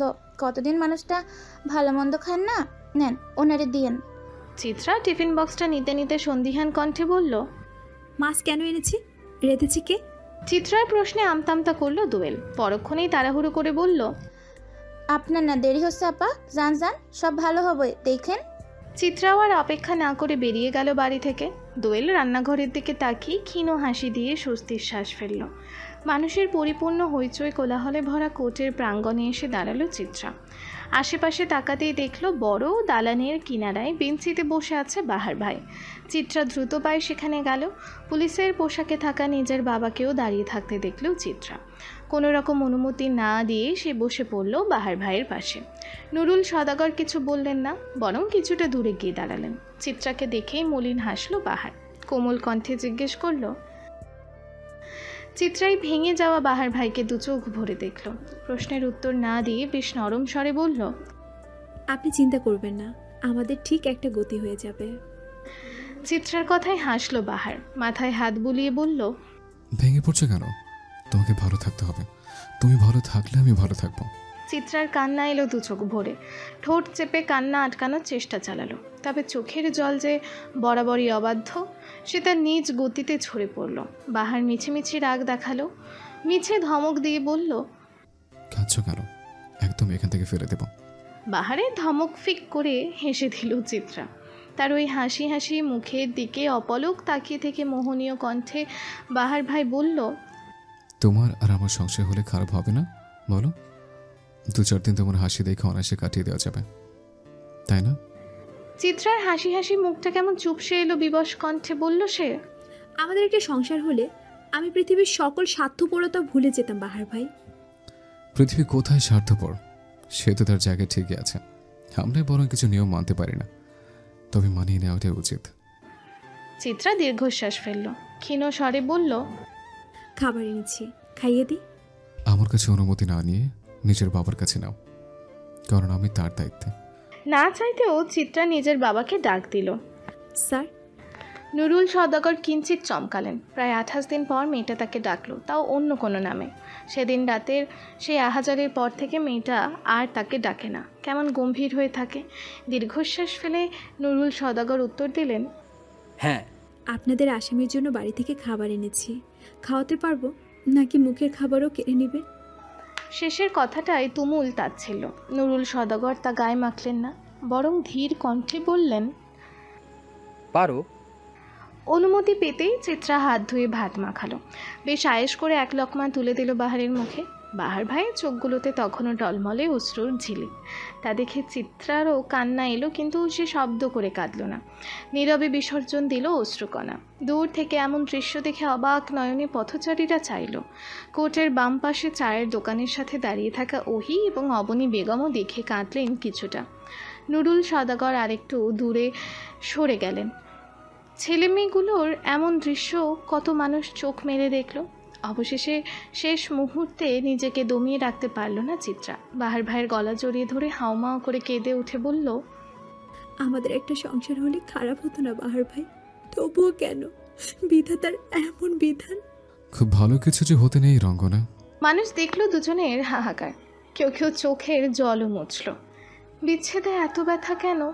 বাহিরে উতলা মন নিয়ে অপেক্ষারত চিত্রা টান টান উত্তেজনায় হাঁসফাঁস করছে মন তার। কোটের ভেতরে যায়নি সে। কি হবে না ভেবেই আর যাওয়া হয়নি। আজ নাকি কেসের শেষ শুনানি, এরপর হয়তো বদলে যাবে সব। ভয় আশঙ্কায় তরতর করে চিত্রার গায়ের তাপমাত্রা বাড়ল। অস্থির পায়ে পায়চারি করল সে। তন্মধ্যেই কোর্ট থেকে ওহি আপা ছোট চাচি বেরিয়ে এলেন। চিত্রার হৃৎপিণ্ডের গতি যেন আকাশ ছুঁয়েছে, হাত পা কাঁপছে তার। তবু সে কোনো মতে ছুটে গেল তাদের দিকে। অস্থির চিত্তে অনবরত প্রশ্ন করল, কি হয়েছে ওহি আপা? চাচি কি বললো ওখানে? আর একটু কি সময় দিয়েছে আমাদের? ভালো কিছু কি হয়েছে? ওহি আপা এবং চাচির মুখ থমথমে। অবনী বেগম চিত্রাকে এক হাতে জড়িয়ে নিয়ে উৎকণ্ঠিত গলায় বলল, আল্লাহ, তোমার তো শরীরে অনেক জ্বর, বাড়ি চলো তাড়াতাড়ি। চিত্রা বিরক্ত হলো, বেশ উচ্চস্বরে বলল, ভেতরে কি হয়েছে চাচি, বলুন না। ডিসেম্বরের 20 তারিখ বাহার ভাইয়ের ফাঁসি। চিত্রা যেন কিছুটা সময়ের জন্য থমকে গেল। কণ্ঠধ্বনিতে আটকে গেল শব্দটা। কাপা কাপা কণ্ঠে বলল, তুমি মজা করছো আপা? চিত্রার প্রশ্নে ডানে বামে মাথা নাড়াতে নাড়াতে কেঁদে দিল ওহি। চিত্রা অনবরত পাগলের মতন ডানে বামে মাথা নাড়াতে নাড়াতে বলল, না না, আমার বাহার ভাইয়ের সাথে আমার অনেকগুলো বছর বাঁচা বাকি। না আপা, তুমি কি বলছো? এটা কি বললে তুমি? অশান্ত চিত্রাকে সামলানোর আগে কোর্ট থেকে বেরিয়ে এলো বাহার ভাই। দুহাত মেলে ধরে ডাক দিল, রঙ্গনা। চিত্রা চঞ্চল দৃষ্টিতে তাকালো বাহার ভাইয়ের পানে। বাহার ভাইয়ের হাতের দিকে তাকিয়ে ছুটে গেল সেদিকে। কিন্তু যেই মুহূর্তে সে বাহার ভাইয়ের বুকে পাঁজরে মুখ লুকাবে, ঠিক সেই মুহূর্তে হাত গুটিয়ে নিল বাহার। মুচকি হেসে বলল, এই বুকে যে তোমাকে ঠাই পেতে দিল পৃথিবী, পর জন্মে না হয় লুটিয়ে হয়ে দেয়। চিত্রা হাউমাউ করে কেঁদে উঠল। বাঁধ ভাঙল কান্নার। চিৎকার করে কাঁদতে কাঁদতে বলল, এটা তো হওয়ার কথা ছিল না বাহার ভাই, এটা তো কথা ছিল না। আপনি কথা ভাঙলেন কেন? এটা তো কথা ছিল না। বাহার ভাই অশান্ত চিত্রাকে দেখল।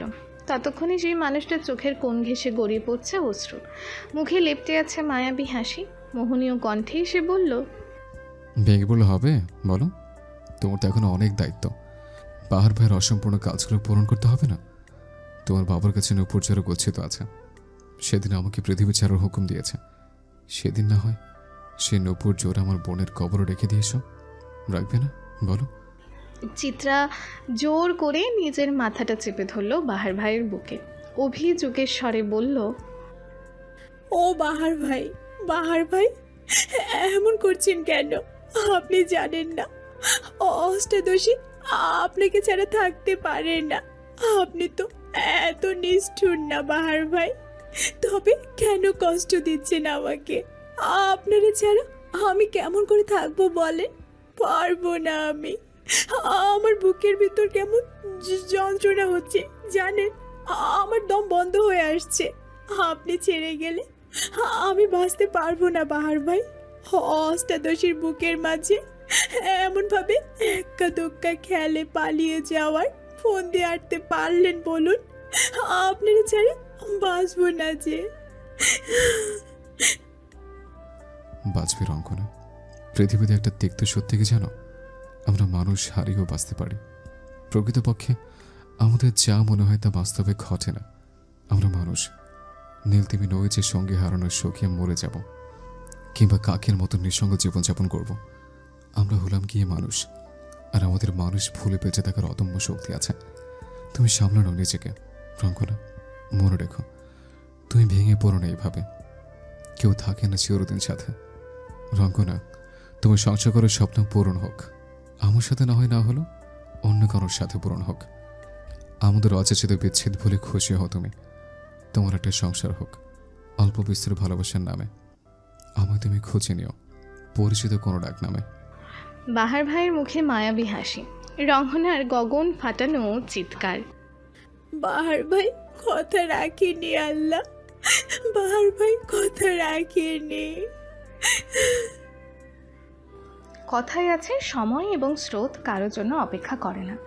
শীতের রিক্ততা নিয়ে নভেম্বর মাস বিদায় নিয়েছে। তার সাথে বাহার ভাইয়ের কেসটা আবারও দু একবার কোর্টে উঠেছিল, কিন্তু ফলাফল সে আগের জায়গাতেই। চিত্রার শরীর ধীরে ধীরে অনেকটা ভেঙে গিয়েছে। শরীর জুড়ে ভর করেছে অসুস্থতা। তবুও রোজ নিয়ম করে থানায় যায়।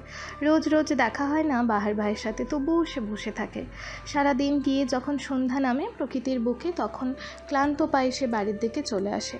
এর মাঝে দু একবার সেই রাজনৈতিক নেতার সাথে কথাও হয়েছে চিত্রার, তবে আর বিশেষ কোনো লাভ নেই।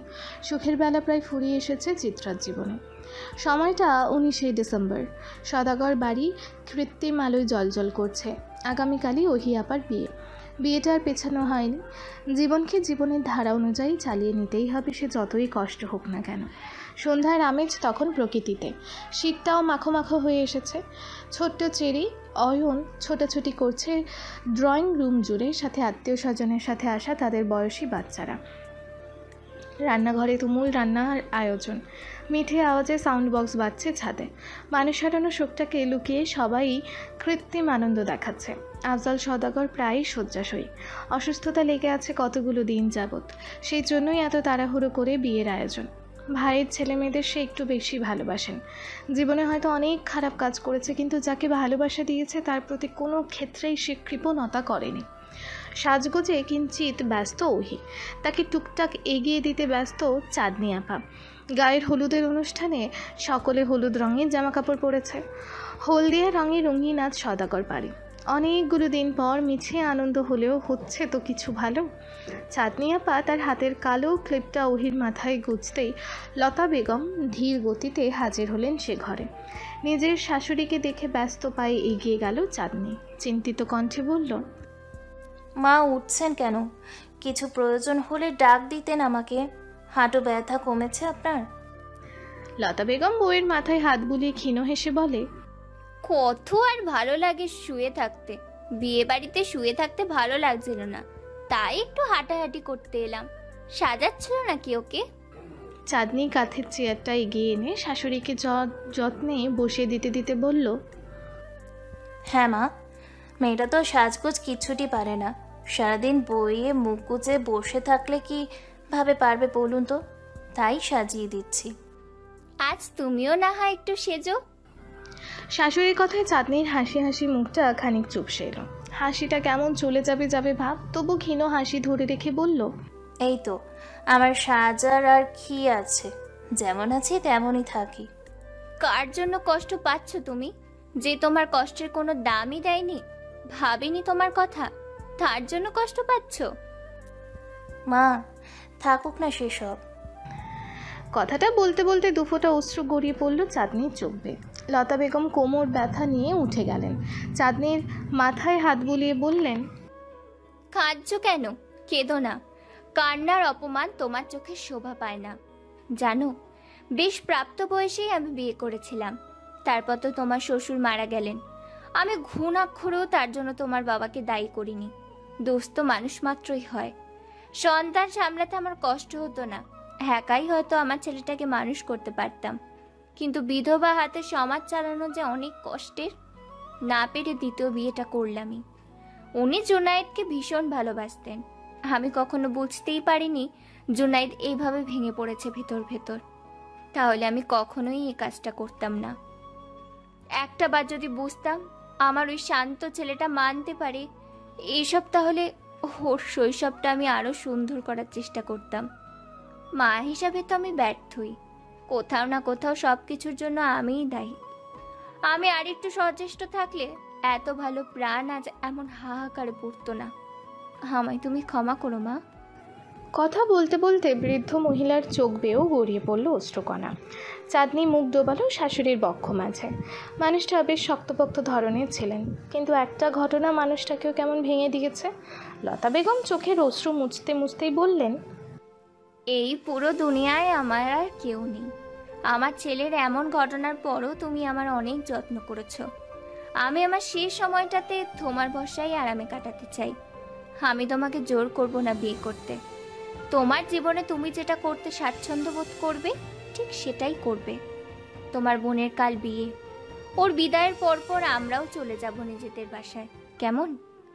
মা মেয়ের একটা ছোট সংসার হবে, অনেক গল্প করব। বৃষ্টি এলে দুজন ছুটে চলে যাব ছাদে, ভিজে চুপচুপে হয়ে বাসায় আসব। দুজনের কাঁপুনি দিয়ে জ্বর উঠবে যখন, তখন আমরা দুজন দুজনকে বকে দেব। তুমিও একা, খুঁটি নেই তোমার। বিয়ের পর বাবার বাড়ি কেবল আত্মীয়ের বাড়ির মতন। তুমি এই মায়ের সাথে আমাদের দুজনের বাড়িতে থাকবে। তুমিও একা, আমিও একা, আমরা দুজন দুজনের সঙ্গী হব। কে বলেছে বেঁচে থাকতে হলে অনেক মানুষ দরকার? দিন শেষে বুক শীতল হওয়ার মতন একজন মানুষ হলেই যথেষ্ট। যাবে না বলো আমার সাথে? চাঁদনি এই ষষ্ঠর্ধ মহিলাটিকে জড়িয়ে ধরে কান্না জড়িত কণ্ঠে বলল, যাব মা। ওহি কেবল চুপ করে দেখল সবটা। আনন্দ অশ্রু দু এক ফোঁটা গড়িয়ে পড়ল তার গালবে। হুট করে তার মনে হলো অনেক দিন এমন করে সে মায়ের বুকে মাথা রাখে না, কতগুলো দিন মা বলে ডাক দেয় না। আর কত অভিমান পুষে রাখবে মনে? জীবনটা তো বড্ড ছোট, মান অভিমান করে কাটিয়ে দিলে জীবনটা যে আর উপভোগ করা যাবে না। হলুদ শাড়ির কুচিটা হাতের ভাঁজে চেপেই ওহি ছুটে গেল মায়ের কাছে। একবার না হয় শৈশবে ফেরা যাক, মায়ের বুকের মাঝে একবার না হয় স্বর্গ খোঁজা যাক। অবনী বেগম সবেই নিজের ঘরের আলমারি থেকে গয়নার বাক্স বের করে রেখেছিলেন। মেয়েটাকে সাজিয়ে গুছিয়ে তো অন্যের বাড়ি পাঠাতে হবে। মা হয়ে তো সে কম অবহেলা করেনি মেয়েটাকে, পরের মা না হয় তাকে আগলে রাখলো। ভাবনার মাঝেই ওহি কোথা থেকে যেন ছুটে এসে লুটিয়ে পড়ল অবনীর বুকের মাঝে। অবনী বেগম অসাবধানতাবশত পিছিয়ে গেলেন দুপা, শক্ত করে আলমারিটা চেপে ধরে নিজের অবস্থান ঠিক করলেন। অতঃপর হলুদিয়া পাখির ন্যায় নিজের মেয়েকে বুকের মাঝে লুটিয়ে পড়তে দেখে অবাক দৃষ্টিতে কতক্ষণ তাকিয়ে রইলেন। কেমন নিজের চোখকে বিশ্বাস করতে পারলেন না সেই রকম দৃশ্যটা। কতগুলো দিন পর মেয়েটা এমনভাবে বুকের মাঝে এসে পড়ল। ঠিক কতগুলো দিন না, কতগুলো বছর পর এমনটা হলো তা মনে নেই অবনী বেগমের। সে কেমন ঘুরে চলে গেলেন, কিন্তু যখন সে অনুভব করলো ওহি কাঁদছে তখন উৎকণ্ঠিত হয়ে উঠলেন। আদুরে হাতে মেয়েকে আঁকড়ে ধরে উত্তেজিত কণ্ঠে বললেন, কি হয়েছে তোমার? কাঁদছো কেন ওহি? কেউ কিছু বলেছে? মায়ের এমন আদরে ছোঁয়ায় প্রাপ্তবয়স্ক ওহি কেমন বাচ্চা হয়ে গেল। মায়ের বুকে মাথা রেখে ক্রন্দনরত স্বরে বলল, তোদের ছেড়ে যাব ভাবলে আমার কষ্ট লাগে আম্মু। অবনী বেগম স্মিত হাসলেন, মেয়ের মাথায় হাত বুলিয়ে বললেন, ছেড়ে কোথায় যাচ্ছ? আমাদের তো তুমি তোমার বুকের মাঝে পুষে রেখে নিয়ে যাচ্ছ, এটাকে কি আর ছেড়ে যাওয়া বলে? ওহি মাথা নাড়ালো, কিন্তু কোনো কথা বলল না আর। অবনী বেগমও খুব গোপনে শ্বাস ফেললেন। যাক, অবশেষে কিছুটা প্রাপ্তি তার খাতাতেও এসে যোগ হলো। হলুদ শাড়িটা সাদামাটাভাবে শরীরে জড়িয়ে থানার সামনে দাঁড়িয়ে আছে চিত্রা। শরীরটা আগের মতন অত গোলগাল নেই, শুকিয়ে গেছে খুব। পিঠের চুলগুলো এখন প্রায় কোমরের কাছাকাছি।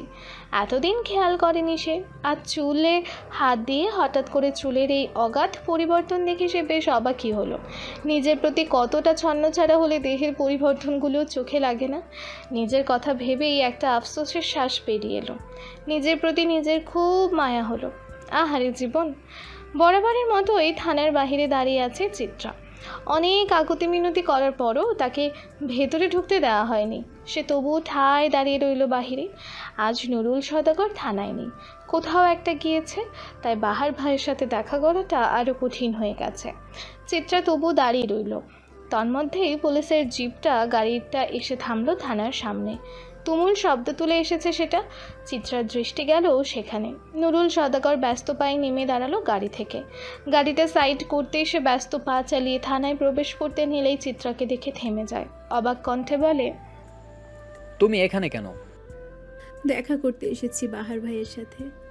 নুরুল সওদাগর একবার নিজের হাত ঘড়িটার দিকে তাকালেন। রাত 8:10 বাজে। এতক্ষণে বোধহয় বাড়িতে অনুষ্ঠান শুরু হয়ে গিয়েছে, কিন্তু মেয়েটা সব ছেড়ে ছুড়ে এখানে এসে দাঁড়িয়ে আছে। হতাশার শ্বাস ফেলল নুরুল সওদাগর। শান্ত কণ্ঠে বলল, আগামীকাল ওর ফাঁসি। আজ তো আর দেখা করার নিয়ম নেই, এটা আইন বিরোধী। কত কিছুই তো আইন বিরোধী হয়, তবুও তো মানুষ সেই কাজগুলো করে। তবে আজ না হয় আপনিও একটু করুন। নুরুল সওদাগর আর কিছু না বলে ভেতরে চলে গেলেন। তার একটু পরই একজন কনস্টেবল এলেন। রাশভারী কণ্ঠে বললেন, তুমি কি চিত্রা? চিত্রা যেন আশার আলো দেখল। সে ভাবলো আব্বু হয়তো পারমিশন দিয়েছেন, এই হয়তো তাকে ভেতরে যেতে বলবে। কিন্তু তার ভাবনাকে হতাশায় ভরিয়ে দিয়ে কনস্টেবল গুরু গম্ভীর কণ্ঠে বলল, বাহার, ছেলেটার কাল ফাঁসি, তাই আজ আর তাকে কারোর সাথে দেখা করতে দেওয়া হবে না। চিত্রা চোখে টলমলে অশ্রুর ভিড় দেখা দিল। ভীষণ অসহায় কণ্ঠে বলল, স্যার একটাবার দেখা করতে দিন না। এই যে দেখেন না, আমি সেজেছি, তা আমার বাহার ভাইয়ের জন্য। দেখেন না, একটা বার একটু কথা বলবো, দিন না। মা, তুমি বাসায় ফিরে যাও। বড় স্যার নির্দেশ দিয়েছে যেন দেখা করতে দেওয়া না হয়। চিত্রার চোখ বেয়ে এক ফোঁটা মুক্তোর মতো অশ্রু ঝরে পড়ল। বিবশ কণ্ঠে বলল, স্যার আপনার বড় স্যারকে বলে দিবেন, কখনো যদি আমি মারা যাই তবে সেটা সবার কাছে মৃত্যু হলো, আমার কাছে হবে খুন। বাবা নামক লোকটা আমাকে বাঁচতে দিল না। কনস্টেবল অসহায় চোখে তাকিয়ে রইল চিত্রার দিকে। চিত্রার চোখে তখন অশ্রুতের বর্ষণ। লোকটার বোধহয় মায়া হলো মেয়েটার জন্য। রোজ রোজ এমন কান্না করতে দেখে মেয়েটাকে দেখা হবে না যেন প্রায় সময় ঠায় বসে থাকে এই থানার সামনে। কেমন একটা উন্মাদনা মেয়েটার মাঝে। চিত্রা চলে যেতে নিলে ক্ষীণ স্বরে ডাক দেয় কনস্টেবল। চাপা স্বরে বলে, অনেক ভালোবাসো তাই না ছেলেটাকে? চিত্রার বাঁধ ভেঙে কান্না আসে। ঠোঁট চেপেও সংবরণ করতে পারে না সেই কান্নার স্রোত। ফুপিয়ে ফুপিয়ে কেঁদে দেয় সে। কেমন আহাজারি করে বলে, তার ছাড়া আমার বাঁচতে ইচ্ছে হয় না যে স্যার, এতখানি ভালোবাসি। আজ কতগুলো দিন আমি ঘুমাতে পারিনি। কোনো রকমে বেঁচে থাকা যাকে বলে, তাকে যে আমার লাগবে, খুব করে লাগবে স্যার। বয়স্ক লোকটার মুখেও কেমন ব্যথার ছাপ। চিত্রার মাথায় হাত বুলিয়ে কোমল কণ্ঠে বলল, তোমাদের মতো বড় বড় লোকেদের মেয়েদের এমন মধ্যবিত্ত ছেলেদের মায়া আটকাতে নেই মা। দুজনকেই তখন কষ্ট সহ্য করতে হয়। কেন যে তোমরা বুঝো না? বুঝ দিয়ে কি আর ভালোবাসা হয় স্যার? লোকটা তাকিয়ে রইল এই অষ্টাদশী মেয়েটার দিকে, যার চোখে মুখে কেমন বেদনার হাহাকার। বড্ড মায়া হলো। কিন্তু মেয়েটার বাবারই কিনা একটুও মায়া হয় না। এত পাষাণ কিভাবে হয় মানুষ? দীর্ঘশ্বাসে ভারী হলো প্রকৃতি। করুণ স্বরে লোকটা বলল, আর তো আজকের রাতটা আম্মু, তারপর তুমি চাইলে আরও আমাদের দেখা করতে হবে না। তখন কিভাবে থাকবে? চিত্রার কান্না হঠাৎই থেমে যায়। কেমন অদ্ভুত কণ্ঠে বলে, একসাথে থাকবো কথা দিয়েছে সে স্যার, তাহলে আলাদা হই কেমন করে? এই পৃথিবী আমাদের সুখ দেখতে পারেনি, ওই জগৎ নিশ্চয়ই এত স্বার্থপর হবে না, তাই না? বৃদ্ধ লোকটা তাকিয়ে থাকে নিষ্পলক। এই ছোট্ট মেয়েটাকে বুকের মাঝে পুষে থাকা আস্ত এক ভালোবাসার সাম্রাজ্য দেখে অবাক হয় সে। এই 21 শতকে এসেও কেউ এমন ভালোবাসতে পারে? তা যেন ভাবনার বাহিরে ছিল। কিন্তু উপরওয়ালার ইচ্ছে হয়তো অন্য কিছু। আফসোসের শ্বাস ফেলেই লোকটা বলে, তুমি বরং কাল 12টার দিকে একবার এখানে এসে ঘুরে যেও। শেষ দেখাটা না হয় দেখে যেও। যেভাবে হোক আমি তোমার সাথে তার দেখা করিয়ে দেব। আজ তাহলে যাও। চিত্রা আর জেদ করল না। কি সুন্দর মেনে গেল। ধীর পায়ে এগিয়ে গেল রাস্তার দিকে। কোনো ব্যস্ততা নেই, তাড়া নেই তার, কেবল পথ চলা। শেষ দেখা শব্দটা তার কানের মাঝে ঝনঝন শব্দ তুলে কেবল বাজতে লাগলো। সে আজও বিশ্বাস করতে পারছে না বাহার ভাইয়ের সাথে তার আর দেখা হবে না। চাইলেই আর বাহার ভাইয়ের পুড়ে যাওয়া ঠোঁটের দিকে লাজ লজ্জা খেয়ে তাকিয়ে থাকা হবে না। বেসামাল কথা বলে বাহার ভাইকে লজ্জা দেওয়া আর হবে না। আর কিচ্ছু হবে না। মানুষটাই আর থাকবে না। পুরো পৃথিবীতে এত না না না কেন? কেন এত নিষ্ঠুরতা? চিত্রার মনে এক্কা দোক্কা খেলা বাহার ভাইয়ের জীবনে কেন এত বিধ্বস্ততা থাকবে? তবে কি সত্যি বড়লোকের মেয়ে চিত্রাদের বাহার ভাইদের ভালোবাসতে নেই? দারিদ্রতা কি তবে মরণ ব্যাধি? সোডিয়ামের আলোয় কুয়াশাময় রাস্তা কেমন ধোঁয়াটে দেখালো। সেই অস্বচ্ছ রাস্তার দিকে চিত্রার ক্রমশ এগিয়ে যাওয়া, তারপর ধোঁয়াশার মধ্যে কেমন হারিয়ে গেল সে। এমন করেই বোধহয় হারিয়ে যেতে হবে ভবিতব্য না মানতে পেরে। পুরো পৃথিবী জানিয়ে দিল ভালোবাসা ফুল নহে, তা কেবল ভুল। গায়ের হলুদের অনুষ্ঠানে তখন মাঝামাঝি পর্যায়ে। চিত্রা অচঞ্চল পায়ে ছাদে এসে দাঁড়িয়েছে, সবার থেকে একটু দূরেই দাঁড়ানো। ওহি আপার হাসি হাসি মুখ, হলুদ গালগুলো, কত সুন্দরী না লাগছে। চিত্রারও তো এমন একটা রাতের স্বপ্ন ছিল, তবে সব স্বপ্ন কি আর পূরণ হয়? এটাও না হয় হলো না। এত ব্যস্ততার মাঝে দূরে দাঁড়িয়ে নির্জীব চিত্রার দিকে চোখ যায় ওহির। হাসি হাসি মুখটার হাসিটা আরও বিস্তৃতি লাভ করে, কণ্ঠ বেশ খানিকটা উঁচুতে তুলে সে ডাক দেয়, এই চিত্রা, এখানে আয়। আপাকে হলুদ লাগাবি না? না চাওয়া সত্ত্বেও চিত্রা কৃত্রিম হাসি নিয়ে এগিয়ে যায় আপার কাছে। ওহি আবারও ডান পাশটাতে বসতেই চিত্রা এক আত্মীয় সম্পর্কে ফুপি হয়, সে বেশ ঠেস দিয়ে বলে, কি রে চিত্রা, তোর হাব ভাব তো সুবিধা লাগছে না, কেমন দেবদাস দেবদাস ভাব, ছ্যাঁকা খেলি নাকি? মহিলাটা ঠাট্টা মাখানো কথায় হাসির ঢল নেমে গেল উপস্থিত জায়গায়। কেবল হাসলো না সওদাগর বাড়ির কেউ, কেবল অসহায় চোখে তারা তাকিয়ে রইল চিত্রার দিকে। তাদের হাসিতে তাল মেলালো চিত্রা, দ্বিগুণ উৎসাহ নিয়ে বলল, কেন ফুপি, ছ্যাঁকা খেলে কি তুমি মলম লাগিয়ে দিতে পারবে? মহিলাও কম যায় না, ঝরঝরে কণ্ঠে সে উত্তর দিল, তুই আমাদের আদরের ভাইজি, মলম লাগাতে না পারি শুনতে তো পারি নাকি? মলমে যদি না লাগাতে পারো তবে শুনে কি লাভ? সেই তো ক্ষত আরেকটু বাড়ানোর কাজই করবে। থাক না হয়, আমার ক্ষত আমারই। এবার আর মহিলার মুখে হাসিটা দেখা গেল না, সে চোখ মুখ বাঁকা করে বলল, এত বড় বড় কথা কেন বলছিস রে? এতটুকু একটা মেয়ে। এইটুকু একটা মেয়েকে তুমি বা এমন বড় কথাটা বললে কেন ফুপি?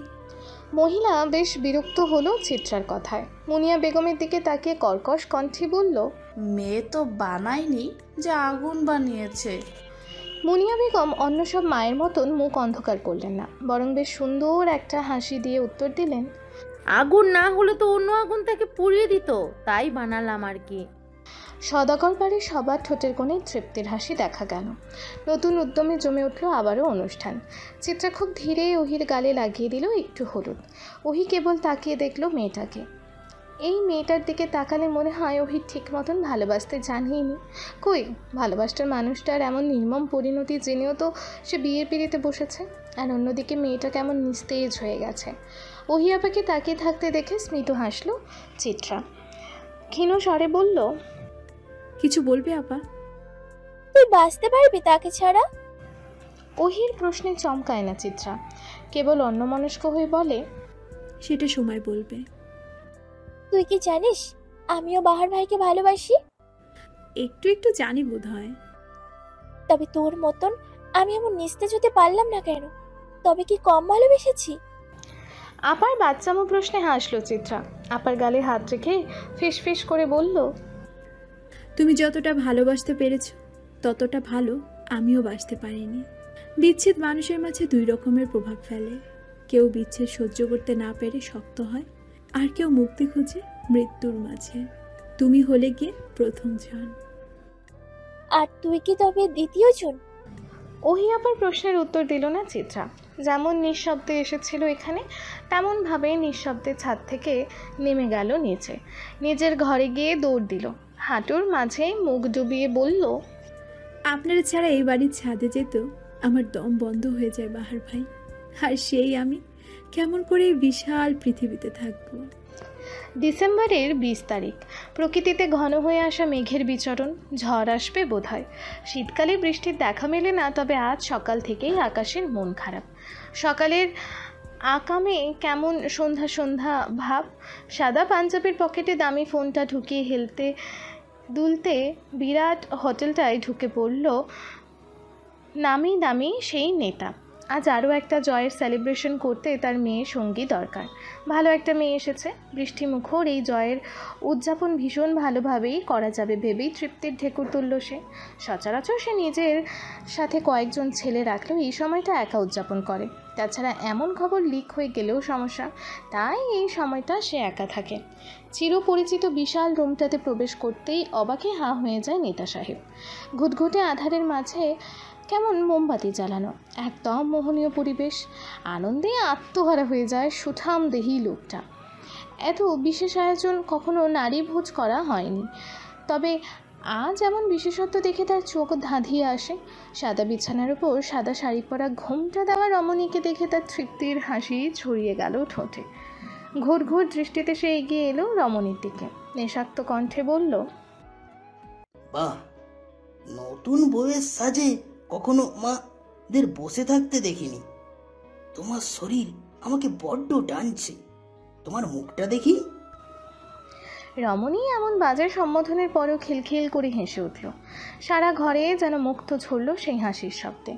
নেতা সাহেব মুগ্ধ দৃষ্টি নিয়ে তাকিয়ে রইল। রমণী খাট থেকে নেমে গিয়ে টেবিলের ওপর থাকা দুধের গ্লাস এনে নেতা সাহেবের ঠোঁটের সামনে ছুঁয়ে দিল। ঘোরের মাঝে থাকা নেতা সাহেব রমণীর কোমর জড়িয়ে রেখে নিল সেই দুধটুকু। তৃপ্তিতে তৃপ্তিতে ভরে উঠল তার চারপাশ।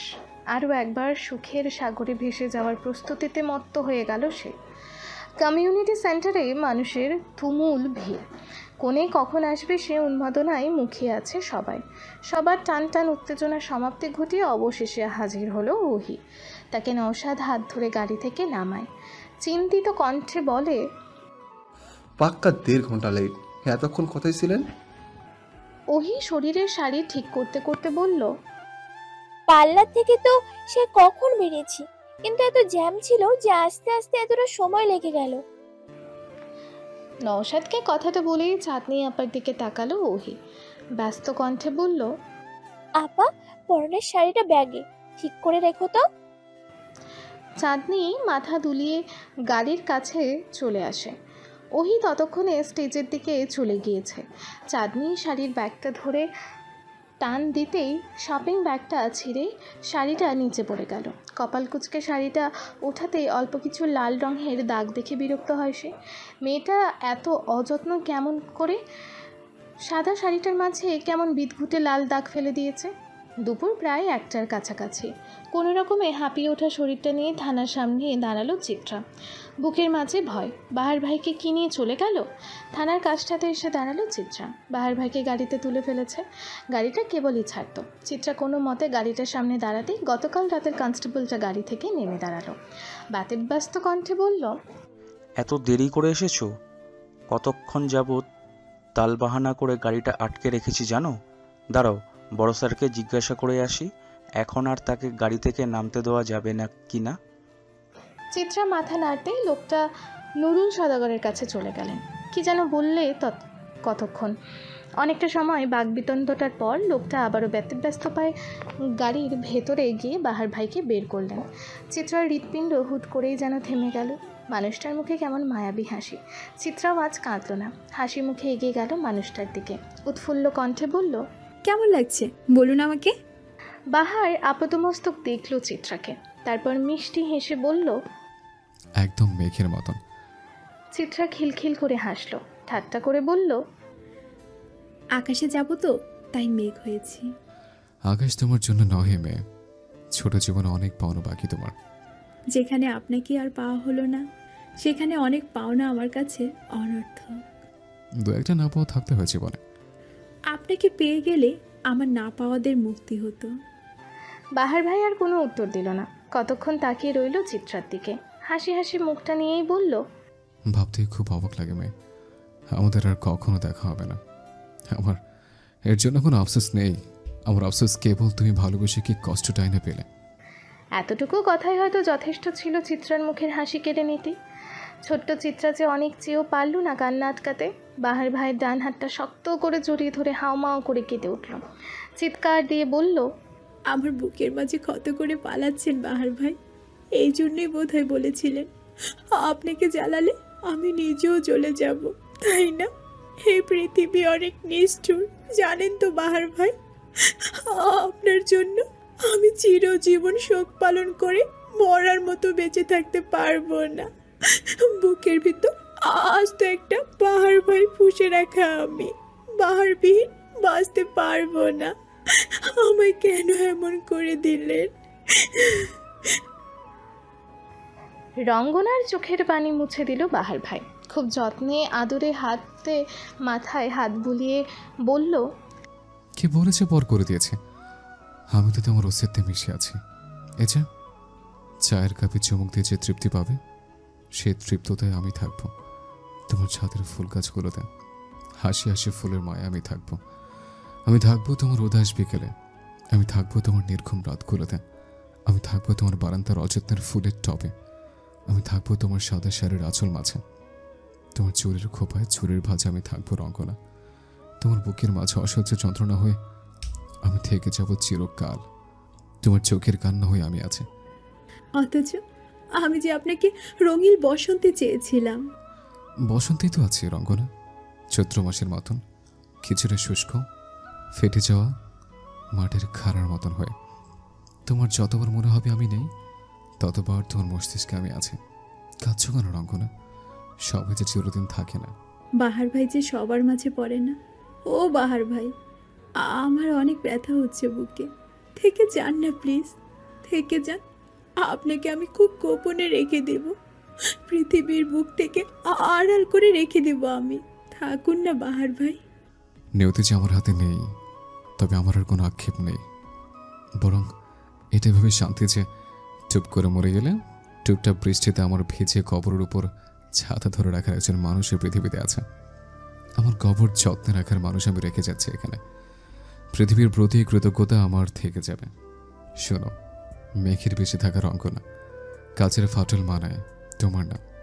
চিত্রা যখন আরেকটু জড়িয়ে ধরবে বাহার ভাইকে, ঠিক সেই মুহূর্তে সশব্দে গাড়ির ইঞ্জিন চালু হলো। নিষ্ঠুরভাবে বেজে উঠল বিদায়ের ঘণ্টা। চিত্রার হাত থেকে টানতে টানতে নিয়ে গেল বাহার ভাইকে।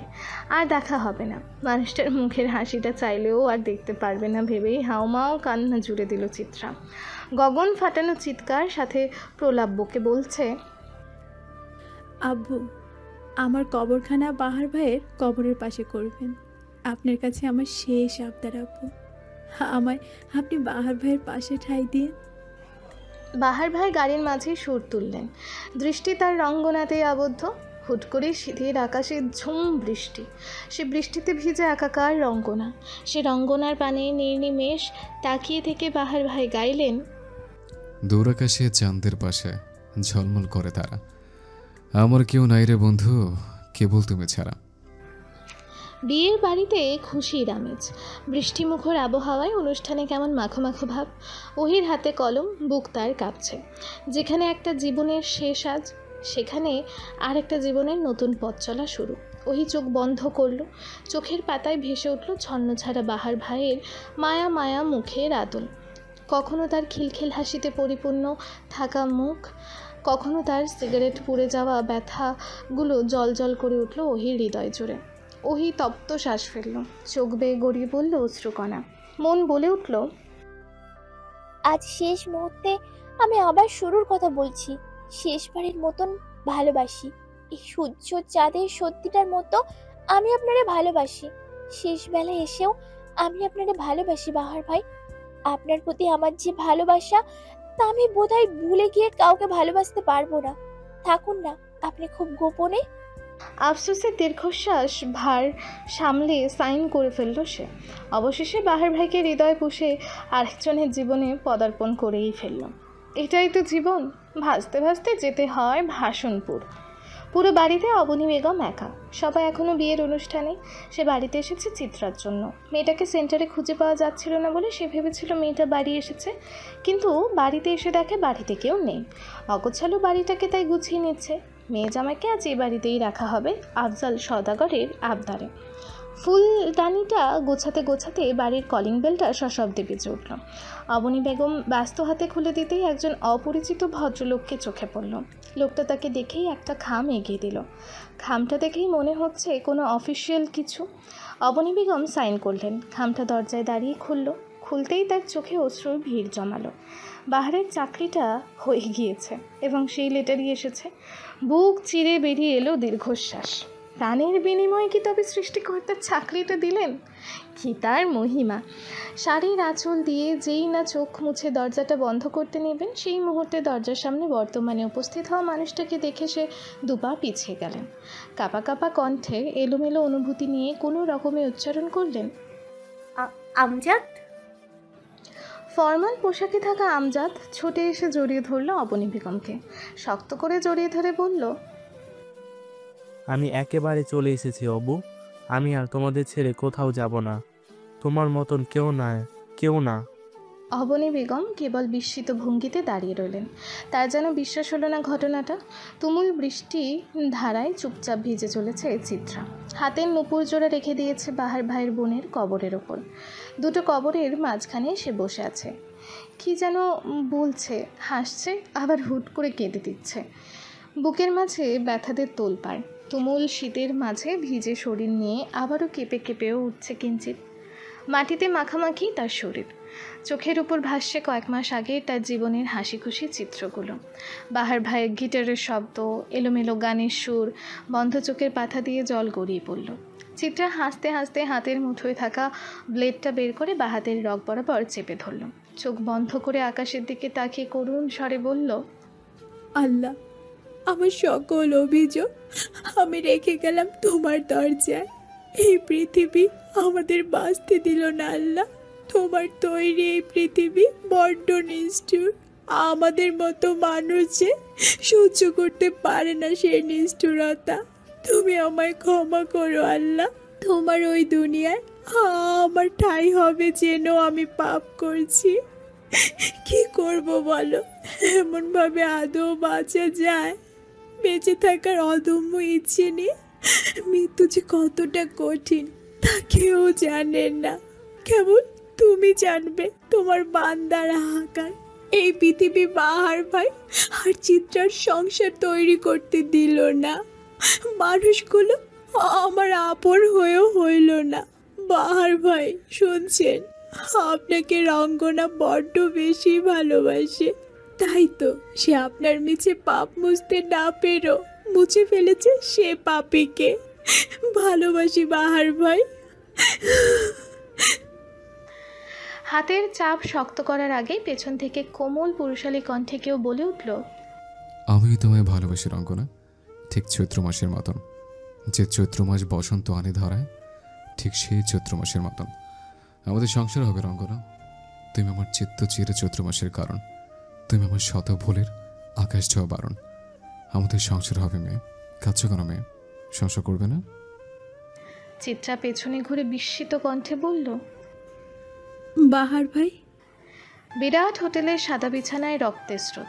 নুরুল সওদাগর তন্ন তন্ন করে খুঁজছে বিরাট রাজনৈতিক নেতার খুনের রহস্য।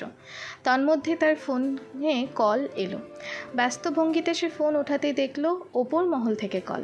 নুরুল সওদাগর ফোন ধরেই সালাম করতে অপর পাশ থেকে কর্কশ কণ্ঠে বড় অফিসার বলে উঠলেন, আপনাদের চোখ ফাঁকি দিয়ে নাকি একজন ফাঁসির আসামি পালিয়েছে? জি স্যার। কোথায় থাকেন আপনারা? আপাতত ওই আসামির তদন্ত বাদ দিয়ে মিস্টার শেখরের খুনের তদন্ত করুন এবং ওই আসামির ছবি পুরো শহরে ছাপিয়ে রেড লাইট অ্যালার্ট জারি করুন। Yes sir. ফোন কেটে স্বস্তির নিঃশ্বাস ত্যাগ করল নুরুল সওদাগর। তার বিশ্বস্ত সেই কনস্টেবল এসে রাশভারী কণ্ঠে বলল, স্যার, বাহারের ছবিটা কি কখন ছাপাবো? নুরুল সওদাগর গম্ভীর কণ্ঠে বলল, আজ রাতের পর ওরা ঢাকা ছাড়ুক, তারপর না হয়। বড় স্যার কল দিলে কি বলবেন? আহা, চিন্তা করো না শাহাবুদ্দিন। আপাতত ওই বিশিষ্ট নেতার খবরই তোলপাড় হবে মিডিয়া। বাহার তো অন্যান্য আসামির মতনই নর্মাল, তাকে নিয়ে ঝড়টা তেমন আসবে না। এখন সব প্রেশার পড়বে এই খুনটা নিয়ে। কনস্টেবল এবং নুরুল সওদাগর কুটিল হাসি দিলেন। দুজন লেগে পড়ল খুনের রহস্য নিয়ে। তন্মধ্যে নুরুল সওদাগরের পায়ের নিচে কিছু পড়তেই তিনি থেমে গেলেন। এক টুকরো সাদা চুড়ি। নুরুল সওদাগর চুড়িটা উঠিয়ে খুব গোপনে পকেটে গুজে নিলেন। মনে মনে বললেন, অনেক হেঁটেছে আইনের পথে। দুর্নীতি এ জীবনে সৎ হওয়া মহান পাপ। বাবা, তোমার কথা শুনেছি চিত্রা। দুই একবার চোখ বন্ধ করে আইন ভঙ্গ করে দেখেছে। এর চেয়ে শান্তি কিছুই নেই। তোমাদের সুখের সংসার হোক, তোমার বাহার ভাই তোমারই থাকুক। বাবা তোমায় ভালোবাসবে না করেও ভালোবেসেছে। তুমি ভালো থেকো পৃথিবীর হারিয়ে যাওয়া বেকার বাহারদের গল্পে। কালের গহ্বরে হারিয়ে যাওয়া বেকার বাহার ভাইরা ভালো থাকুক, খুব গোপনে হলেও তারা ভালো থাকুক। চিত্রাদের গল্পে তারা রোজ রোজ বাঁচুক, হাসুক। বেকারত্বের অভিশাপেও যেন বাহাররা না হারায়। ভালোবাসার কাছে যেন এমন করেই হেরে যায় সকল আইন, সকল স্বার্থপরতা। ভালোবাসার চেয়ে বড় কোনো আদালত এই পৃথিবীতে নেই। তোমরা যতই স্বার্থপর হও, তোমাদের এই ভালোবাসার কাছে এসে থামতেই হবে। বেকার বাহারদের হাত ধরে পথ চলে দেখো, একদিন তারা তোমায় পুরো পৃথিবী দেখাবে। রঙ্গনাদের প্রাপ্তিতে, ওহিদের অপ্রাপ্তিতে আপনি থেকে যান বাহার ভাই, আমরা রেখে দিব।